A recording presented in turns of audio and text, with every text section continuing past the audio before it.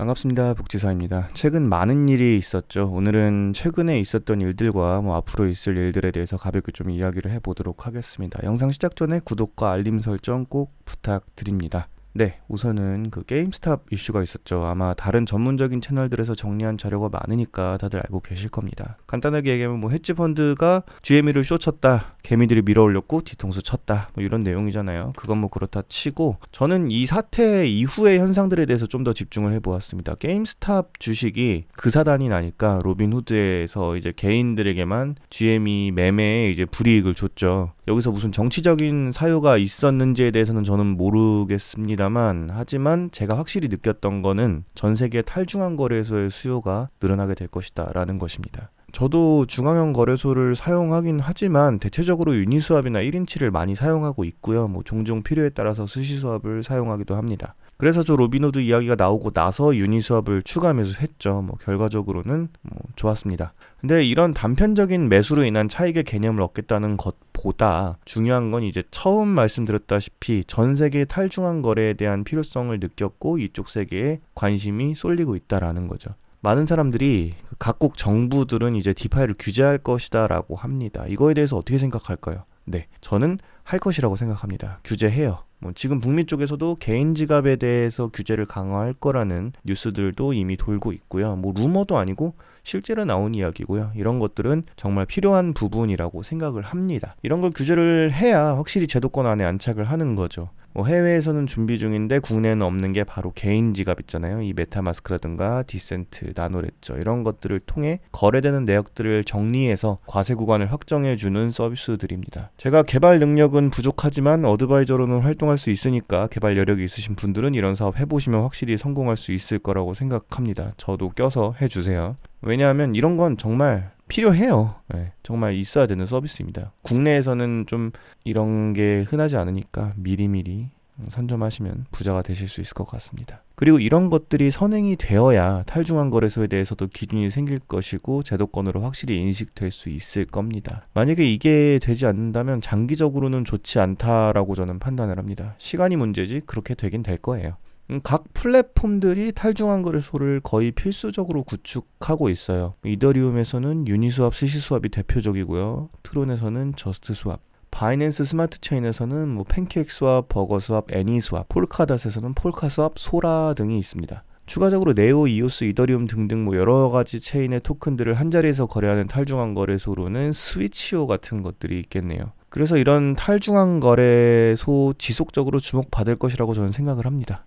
이것도 좀 염두에 두셨으면 좋겠고요. 다음으로 이야기해볼 건 미디어에 비춰지는 암호화폐입니다. 유튜브 알고리즘이 참 신기해서 요즘 핫한 이슈이다 보니 영상을 추천해 주더라고요. TVN에서 방영된 미래수업이라는 프로그램인데 유대인 경제사를 쓴 홍익희 교수분께서 이 강연을 하는 게 있었습니다. 유학본으로 제가 접해서 보았는데요. 우선 다 떠나서 제가 갖고 있는 생각만 결론적으로 말씀을 드려보자면 페이먼트 시스템은 훨씬 더 발전하게 될 것이고요. 그 페이먼트 시스템 내에서는 각종 암호화폐와 CBDC를 같이 결제에 사용하게 될 것이고요. 토큰화된 각종 투자 자산들이 접근이 쉽게끔 제공이 될 것입니다.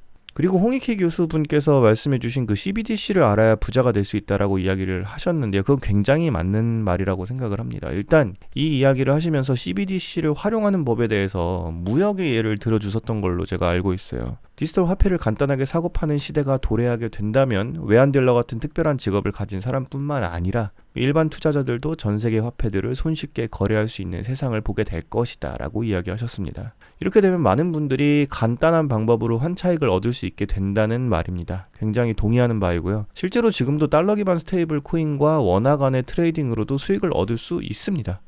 많은 수익 창출 방법 중 하나이고요. 하지만 제가 생각하는 CBDC의 활용법은 약간 다릅니다. 저는 각 블록체인 플랫폼을 통해서 기업 또는 여기서 중요한 건 기업 또는 개인들이 서비스 프로바이더가 되어서 금융상품을 판매할 것이라고 생각을 합니다. 획기적이라고 저는 생각을 했는데요. 네. 그러면 개인들은 스테이블 코인이나 CBDC 또는 크립토를 담보로 활용해서 금융상품을 구매하거나 예금할 수 있을 것으로 예상이 됩니다. 이게 디파이죠. 사용자들은 기호에 따라 필요에 맞게 사용할 토큰을 정하고, 이 말은 각 플랫폼에서 상품을 사용하거나 예금을 하려면 거기서 받아주는 코인을 써야 하잖아요. 그거로 스왑을 해서 그 수익률 좋은 금융상품이라든가 예금을 사용한다는 겁니다. 그리고 거기서 얻은 수익은 이 위에서 말씀드렸던 각종 페이먼트 시스템이나 뭐 여러 가지 있겠죠. 크립토닷컴이나 바이낸스에서 제공하는 뭐 비자 체크카드도 있을 거고요.